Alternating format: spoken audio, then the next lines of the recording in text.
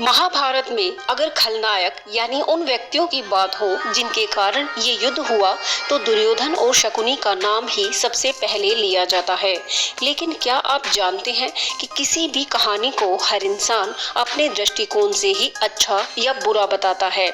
ऐसे में श्री कृष्ण ने भी अर्जुन को जब गीता का उपदेश दिया तो एक ऐसा दृष्टिकोण दिखाया जिससे उन 5 पात्रों के बारे में पता चलता है जिनके जिद, क्रोध, अहंकार ने ही इस विनाशकारी युद्ध को जन्म दिया। शकुनी और दुर्योधन तो केवल मोहरे ही थे। चलिए उन 5 पात्रों की बात करते हैं जो खलनायक माने नहीं गए, लेकिन उनके कार्य ने ही दुर्योधन जैसे पात्र को खलनायक बना दिया था।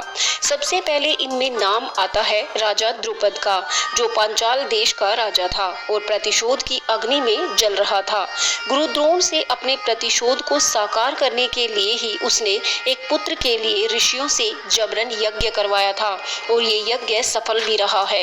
लेकिन ऋषियों ने कहा कि तुम्हें इसमें एक पुत्री भी प्राप्त होगी और तुम्हें उसे अवश्य ही स्वीकारना होगा। तब राजा द्रुपद ने क्रोध में आकर अपनी ही पुत्री के लिए जीवन भर का दुख मांगा था। एक ऐसा जीवन मांगा जो द्रौपदी को अपमान और प्रतिशोध की अग्नि में झोंक दे।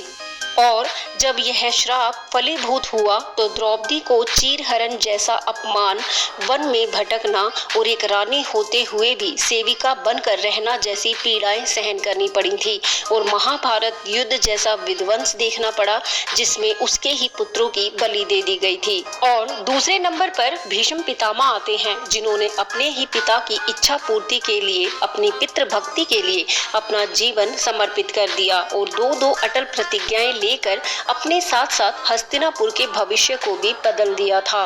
भीष्म पितामह ने कौन सी 2 प्रतिज्ञाएं ली थी, आप कमेंट बॉक्स में जरूर बताएं।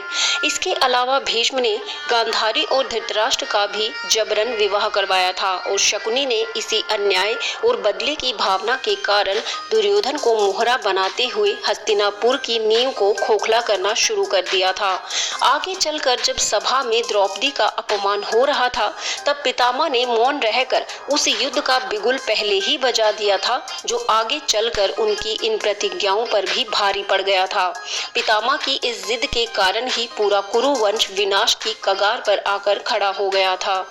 चलिए महाभारत के उस तीसरे पात्र की बात करते हैं जो धर्म की राह पर होते हुए भी एक गलत कदम उठा बैठे थे, जिनका नाम था धर्मराज युधिष्ठिर।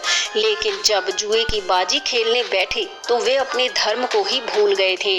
उन्हें अपना राज्य और अपने सगे भाई और पत्नी जुए के दांव के आगे छोटे लगने लगे और वो दांव खेलना ही उनके लिए सबसे बड़ा धर्म बन गया था।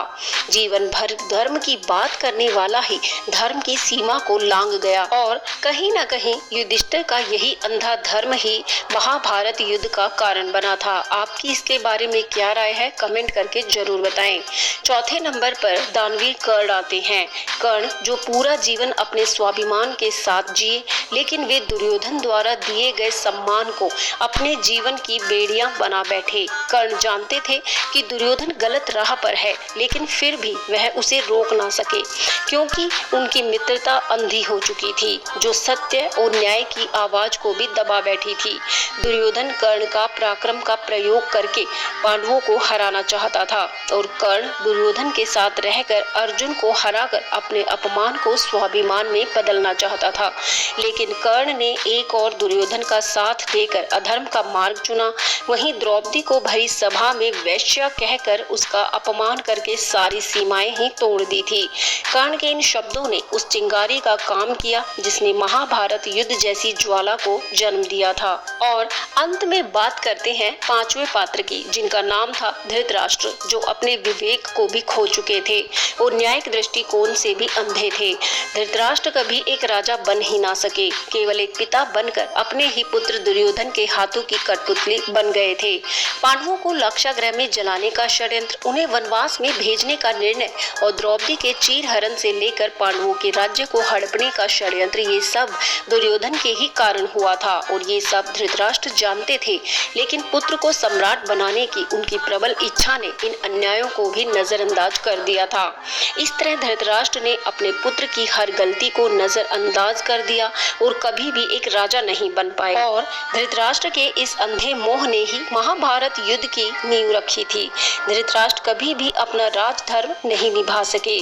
इस तरह इन 5 लोगों के मोह, अहंकार, क्रोध और प्रतिज्ञाओं ने ही महाभारत युद्ध का रास्ता बनाया था।